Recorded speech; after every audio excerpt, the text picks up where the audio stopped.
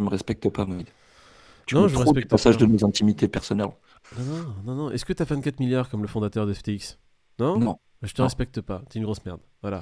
Sache-le. Ah, mais le jour où je les ai, frérot, je vais te ressortir cette bande Bah, je te respecterai. pendant que tu lècheras mes chaussures Non. en 24 Juste, carats gold. Moïd, juste, tu auras mon respect. Tout le monde s'en branle, moi le premier. Il est 6h55 du matin, bientôt 7h, 3 juin 2022. On commence cette vidéo. Bonjour à tous qui nous rejoignez en vidéo ou en podcast. J'espère que vous avez passé une belle matinée ou un bon réveil.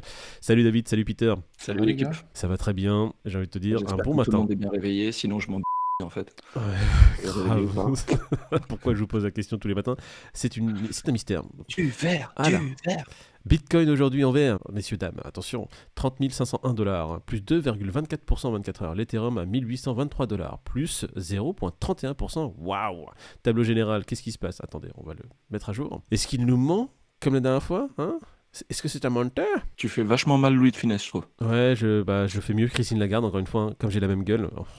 Allez, le BNB à 306 $, un Cardano à 58 centimes, un Solana à 40 $ qui revient depuis ces petites pertes qu'il a eues hier. Hier, il était à 38, là, il remonte sur les 40. Un Dogecoin à 0,08 centimes. Waouh! On va parler juste des petits trucs intéressants. J'aime bien le FTX, puisqu'on va faire la news sur FTX. Il est à 26 $, il prend 0,16%. Alors, on va regarder sur les 7 derniers jours. Sur les 7 derniers jours, le marché est plutôt vert, hein. Et sur les 30 derniers jours, le marché est rouge. Allez, on passe aux courbes directement. Qu'est-ce qui nous dit le Bitcoin? Le Bitcoin aujourd'hui à 30 440 $ actuellement. Il est 6h56, comme ça vous le savez exactement à quelle heure il est à ce prix-là. Eh bien messieurs, il nous a fait une belle bougie verte hier, hein. Bon, après la bougie rouge qu'il nous a faite juste parce qu'il a touché son petit plafond de verre, oh mon dieu, il s'est retourné à la niche. Là, il recommence à prendre des forces. On passe en 4 heures pour voir un peu plus. Il a pas mal de taf à faire encore le Bitcoin. Ce qui est bien, c'est qu'il a quand même cassé sa Tenkan, d'accord? Il n'a pas encore retesté la Tenkan. Les prix sont encore, on va dire, entre la Tenkan et la Kijun. Là, le travail qu'il va avoir à faire, si on dézoome un peu, hop, il va avoir à remonter jusqu'à sa Kijun, casser la Kijun et venir retester un peu les résistances des 32 000.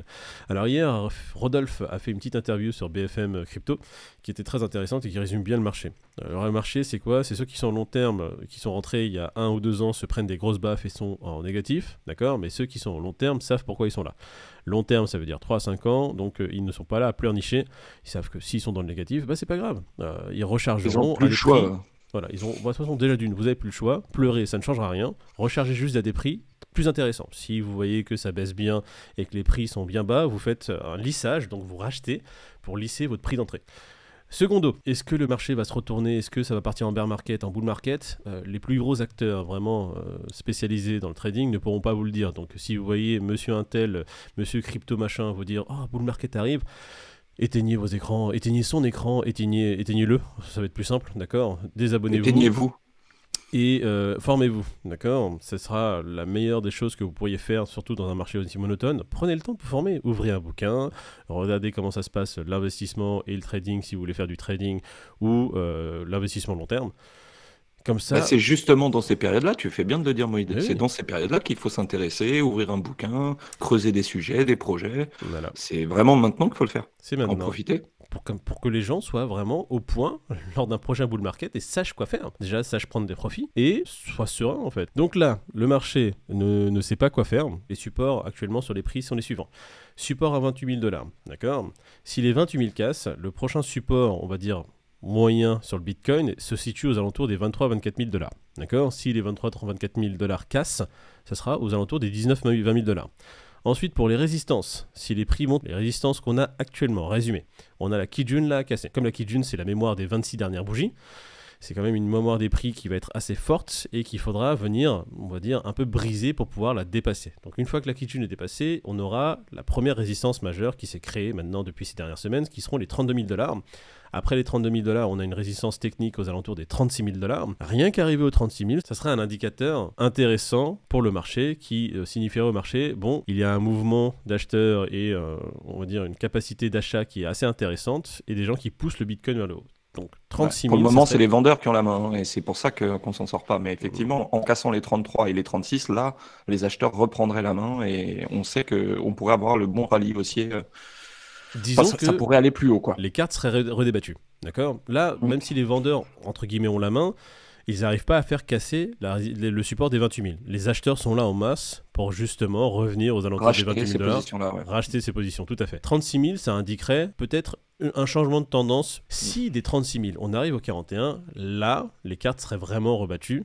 Et je pense qu'à partir de ce moment-là, les signaux seraient au vert pour une poussée un peu plus forte, qui nous permettrait d'aller un peu plus haut.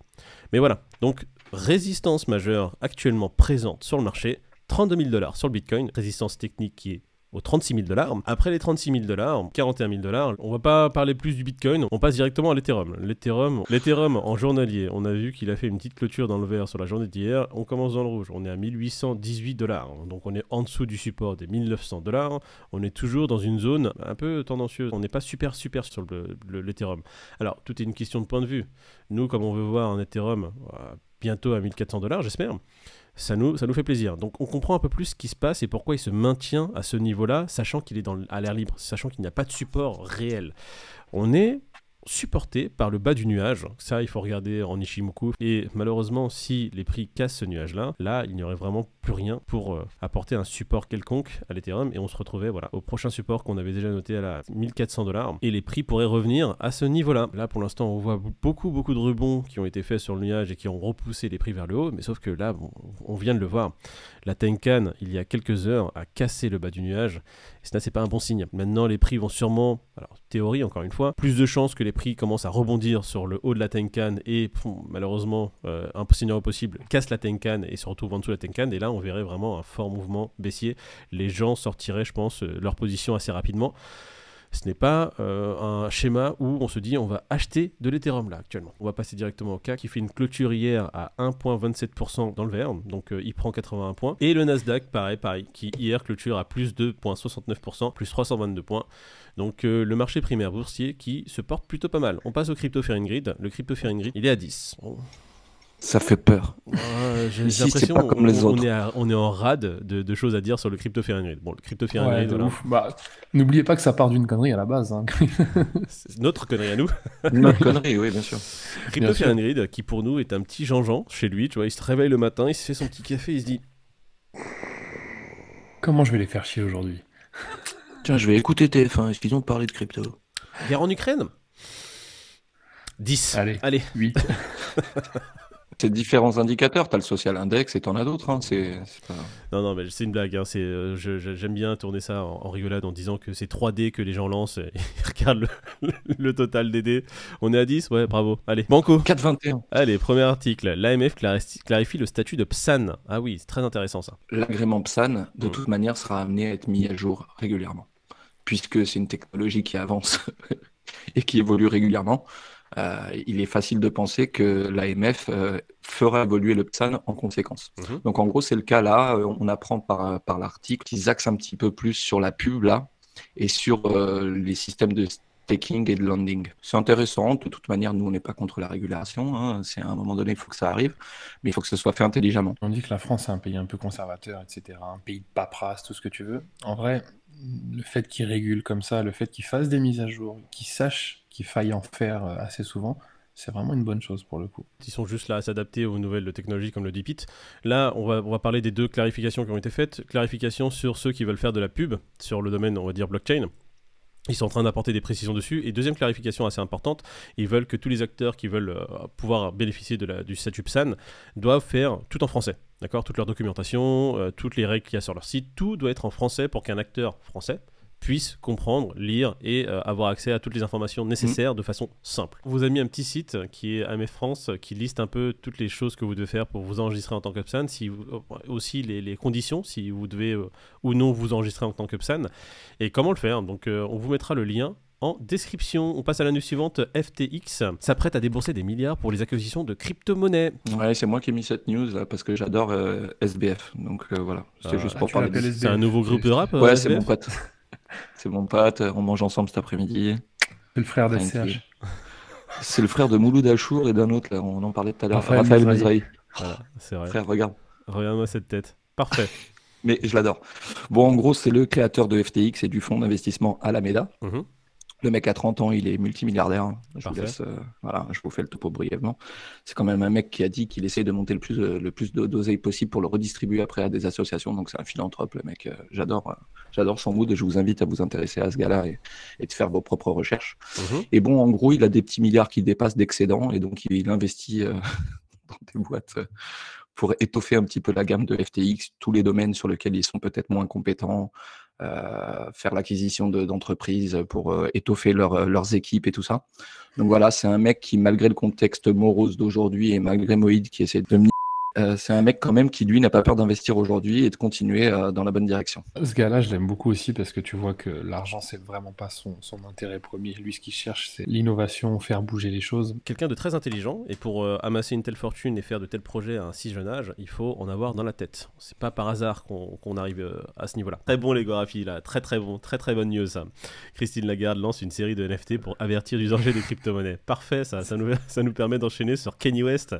Kanye West qui dépose des marques liées au NFT et au métaverse. Ouais, après avoir décrié les NFT, après avoir dit que c'était de la merde, qu'il voulait pas en entendre parler, il avait fait un post Insta là-dessus en disant « Me parlez pas de NFT, moi je suis dans le monde réel, etc. J'ai d'autres projets. » Mais à la fin de son petit mot, il a dit « Parlez-moi plus tard, un autre jour, tu vois. Ouais. » En fait, moi, il me fait marrer ce gars-là parce qu'il est un peu perché. Voilà, tu vois. Donc là, il dit à quel point c'est de la merde et à la fin, il dit « Ask me later », genre.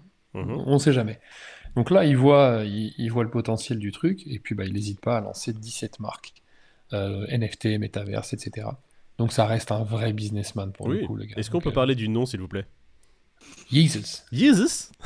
En fait, Yeezus, il a choisi ce nom-là pour montrer que c'est quelqu'un de très humble et de très modeste. J'aime bien sa position, ça montre à quel point il est intelligent, ce mec. C'est-à-dire qu'il n'est jamais fermé à rien. Donc quand il donne son opinion, ouais, c'est de la merde, mais... Je suis susceptible de changer d'avis. Vous en faites pas, c'est de la merde, j'y réfléchis, mais vous inquiétez pas. Intelligent, c'est pas le premier mot que j'aurais dit, mais force est de constater en tous les cas qu'il doit l'être, parce que ça se fait pas comme ça se bâtit pas sur rien, qu'on soit d'accord.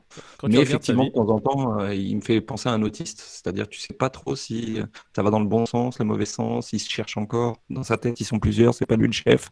C'est pas trop. Vous voyez là typiquement là sur sa note, il parle de vrai monde, de vraie nourriture, de vrais vêtements, etc. Et en fait, tous ces NFT là, toutes ces marques qu'il est en train de déposer, c'est sur des vêtements, de la bouffe, du métaverse, etc. Donc il y pensait peut-être à ce moment-là, tu vois déjà. On va continuer sur les NFT. On va parler de la ministre des Sports qui met en avant la blockchain et les NFT pour combattre le risque de faux billets dans le sport. Là, c'est un parallèle avec ce qui s'est passé pendant le match de Ligue des Champions, là, la finale qui a eu lieu au Stade de France, puisque normalement c'était en Russie, mais que au vu du contexte, bon, ça a été fait en France.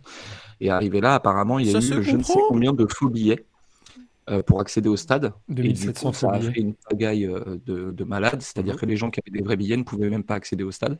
Certains qui avaient des vrais billets rentraient quand même, mais sans les passer. Enfin bon, ça a été un bordel monstre. Et du coup, c'est vrai que la ministre des Sports rebondit sur la technologie blockchain en disant que cette technologie-là aurait pu peut-être éviter l'incident qu'il y a eu pour cette finale. Donc il s'avère qu'il y a un concert de Ed Sheeran là, qui aura lieu dans pas longtemps, et le staff d'Ed Sheeran avait déjà prévu de faire la billetterie avec la blockchain et un système d'NFT. Génie. Et donc, elle rebondit là-dessus en disant que ça pourrait être la solution et machin, comme si c'était elle qui avait décidé de le mettre en place pour Ed Sheeran, alors que c'est l'équipe d'Ed Sheeran. Bon, bref. Ouais, la France, après ce match-là, a vraiment été la risée, pas du monde, hein, non, mais elle s'est fait taper sur les doigts par les Anglais, qui étaient vraiment pas contents pour le coup. Mais ils n'étaient pas contents à cause de la France et du Stade de France ou parce qu'ils avaient perdu la finale?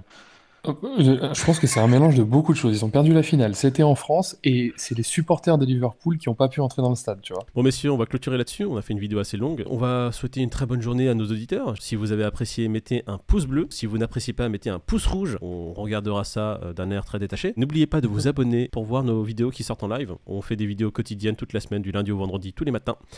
Et puis nous on se retrouve du coup après ce week-end, lundi, ouais, après un week-end bien mérité. Décrochez de vos écrans, allez sortez un peu, allez prendre l'air, passez du temps en famille avec votre meuf, et les filles avec votre mec, avec votre second mec, parce qu'elles ont le droit. Hein. On dit maîtresse pour les hommes, on peut dire voilà. On sait déjà que ça sera coupé. Il a été trop loin, avec des maîtresses, des meufs, des chiens derrière, on sait pas où il va. Le type. Dubaï porte à poti, manger du caca. N'allez pas à Dubaï pour les mauvaises raisons. Ah putain, et lui, dans 6 mois, on va le retrouver à Dubaï en tant qu'influenceur. Bon week-end à vous tous et on se retrouve nous lundi. Allez, ciao. Bon week-end à Salut lundi. la team. Vous êtes bien matinaux, les gars, il y a une raison. J'aime la rosée. J'aime me beurrer la biscotte, biscotte.